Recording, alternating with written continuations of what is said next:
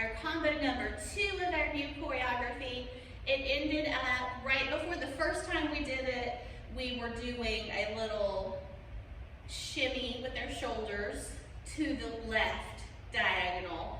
And from there, we're gonna be in the perfect position to do combo number 2 because it's going to start off with hip drops on the right hip. So as we shimmy and finish up that shimmy bridge, we can just bring our left arm up and our right arm down to frame.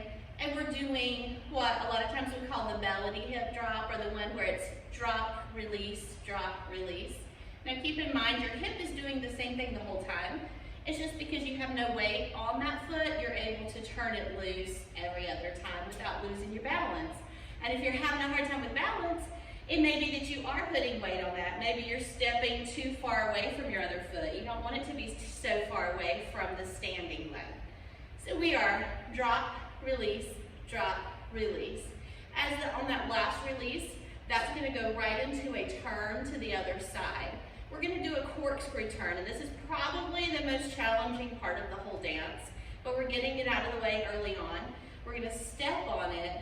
Our hips are making a hip circle in the clockwise direction.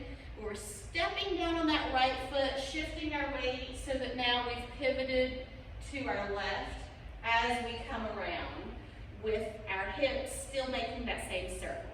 So the whole time our hips are just making a big clockwise hip circle, but our feet are changing by pivoting. So we went out on the right, put our weight onto it, and then out on the left, and then brought the right through to pivot around. So the corkscrew on the end of our hip drops looks like this, and we're gonna shift our arms as we come around so that we're ready to drop on the other side. This one's gonna be a little easier. We'll still do our drop and release, but instead of doing the corkscrew, we'll just step forward with a counterclockwise hip circle. Bring our hands in and open them out. Now we're gonna do some more hip circles, just going back and forth, right circles and left circles.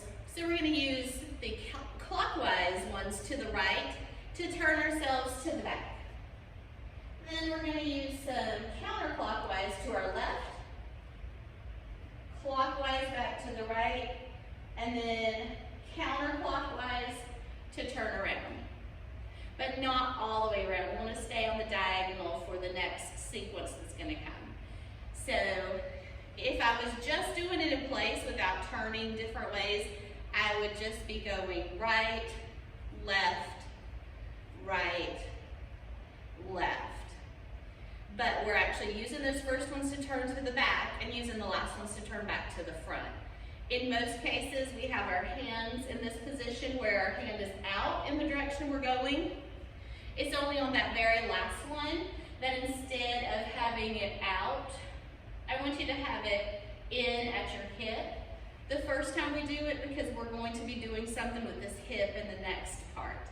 The second time we do that sequence though, you're actually going to keep both of your hands neutral as you come around.